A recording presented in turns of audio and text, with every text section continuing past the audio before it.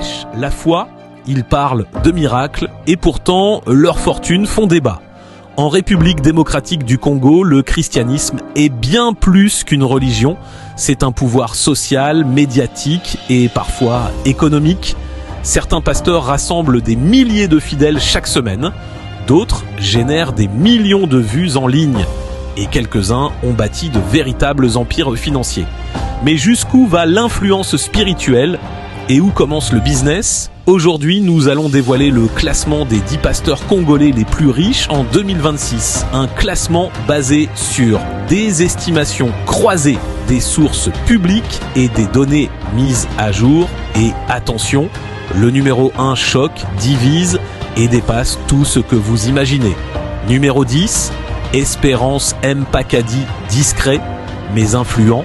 Espérance Mpakadi fait partie de ces pasteurs qui ne font pas toujours la une, mais dont l'impact est réel. À la tête d'une communauté bien structurée, il a progressivement bâti son autorité spirituelle et financière. Ses revenus proviennent principalement des offrandes régulières, de la vente de livres spirituels et de conférences chrétiennes internationales.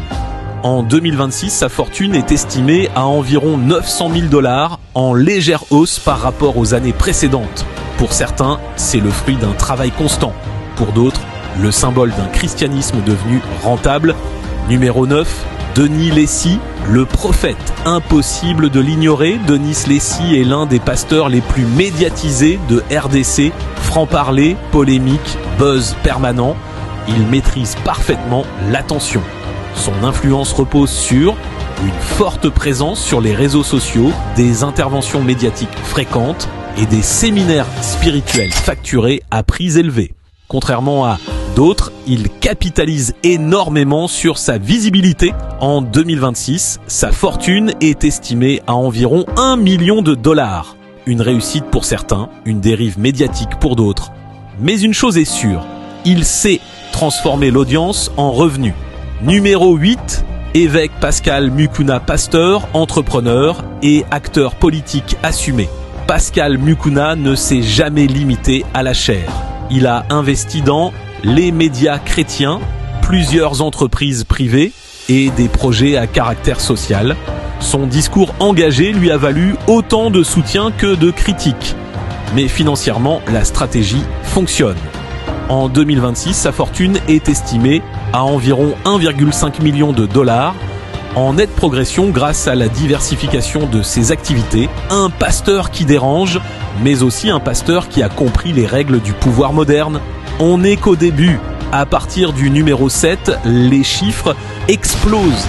Les réseaux s'étendent à l'international et les fortunes deviennent spectaculaires. Numéro 7, Léopold Mutombo, pasteur, télévangéliste et stratège médiatique. Léopold Mutombo est à la tête de l'église Cité Bethel et d'un puissant dispositif médiatique chrétien. Télévision, conférences, croisades internationales. Son message circule bien au-delà des frontières congolaises. Ses principales sources de revenus: offrandes massives, conférences internationales, investissement immobilier discret mais solide. En 2026, sa fortune est estimée à environ 3,5 millions $. Une trajectoire impressionnante, peu de bruit mais une machine bien huilée. Numéro 6, Roland Dallot, un nom historique, un survivant politique, un bâtisseur. Fondateur du Centre missionnaire Philadelphie, Roland Dallot a traversé plusieurs régimes, plusieurs crises et est toujours debout. Son ministère repose sur une méga église très structurée, des ouvrages religieux à succès, des plateformes médiatiques actives. Il a également investi dans l'édition, la communication et des projets connexes aux religieux. En 2026, sa fortune est estimée à environ 6 millions $. Pour certains, une longévité exceptionnelle. Pour d'autres, une influence trop proche du pouvoir. Numéro 5, Joël Francis Tatu.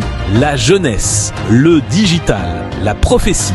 Joël Francis Tatu, aussi connu sous le sigle JFT, est l'un des pasteurs les plus suivis par la nouvelle génération chrétienne africaine.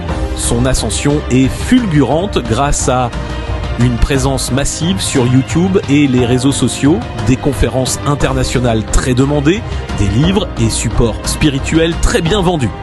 Son ministère est devenu une marque à part entière. En 2026, sa fortune est estimée à environ 7 millions de dollars. Pour certains, un leader inspirant. Pour d'autres, le symbole d'un christianisme très médiatisé.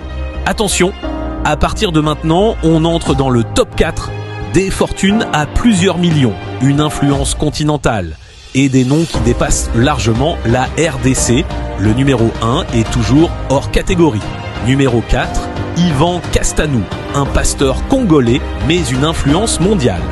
Basé en Europe, Ivan Castanou est le cofondateur de l'Impact Centre Chrétien ICC, l'une des plus grandes méga-churches francophones au monde. Son empire repose sur des implantations dans plusieurs pays, des conférences internationales majeures, des livres à très forte diffusion et un écosystème entrepreneurial chrétien bien structuré. En 2026, sa fortune est estimée à environ 8 millions de dollars. Un leadership visionnaire, une foi très structurée et une organisation digne d'une multinationale. Numéro 3, Moïse Mbiye Pasteur. Star de la musique gospel, icône culturelle, Moïse Mbiye est unique en son genre. Il a réussi là où peu l'ont fait, fusionner ministère spirituel et industrie musicale. Ses revenus proviennent de concerts géants, ventes d'albums, plateformes de streaming, chaînes TV chrétiennes et investissements immobiliers. En 2026, sa fortune est estimée à environ 10 millions de dollars. Pour certains, une bénédiction moderne. Pour d'autres, une star avant d'être pasteur. Mais son impact culturel est incontestable. Numéro 2, Marcelo Tunasi, l'un des pasteurs les plus écoutés d'Afrique. Marcelo Tunasi dirige le ministère La Compassion, un mouvement spirituel massif suivi par des millions de personnes en ligne. Sa puissance repose sur une présence digitale exceptionnelle, des prédications très structurées, des livres à succès et des CPN et conférences internationales à forte valeur. Il a aussi lancé plusieurs projets sociaux et humanitaires, renforçant son image et son influence. En 2026, sa fortune est estimée à environ 12 millions de dollars. Une autorité spirituelle indiscutable, une communication redoutablement efficace. Mais le numéro 1, ce n'est plus une église, ce n'est plus un ministère, c'est un empire, une fortune qui dépasse l'Afrique, une influence qui choque autant qu'elle fascine, et un nom qui déclenche toujours le débat. Numéro 1, Alph Lukao, admiré par certains, violemment critiqué par d'autres, mais impossible à ignorer. Alph Lukao est en 2026 le pasteur congolais le plus riche et le plus controversé. Fondateur de l'Alleluia Ministries International, il a bâti un mouvement présent dans plusieurs pays avec des méga rassemblements, une diffusion massive en ligne et une base de fidèles extrêmement engagés. Ce qui le distingue radicalement des autres, son train de vie ultra luxueux affiché publiquement, voiture de prestige, propriété haut de gamme, voyage privé, mais derrière l'image choc, il y a une réalité économique, investissement dans l'immobilier, entreprises privées, médias religieux, produits dérivés, dont structurés à grande échelle. En 2026, les estimations les plus prudentes situent sa fortune au-delà de plusieurs dizaines de millions de dollars. Contrairement à ce qui circule parfois sur Internet, aucune source crédible ne confirme le milliard, mais son patrimoine reste de loin le plus élevé parmi les pasteurs congolais. Pour certains, un génie du leadership religieux moderne. Pour d'autres, le symbole d'une dérive spectaculaire de la foi. Mais une chose est sûre, aucun autre pasteur congolais ne provoque autant de débats. Ce classement montre une réalité dérangeante pour certains, fascinante pour d'autres. En RDC, la foi est vivante, l'influence est réelle et l'économie religieuse est puissante. Ces pasteurs ne sont plus seulement des prédicateurs, ce sont aussi des communicants, des entrepreneurs, des leaders d'opinion.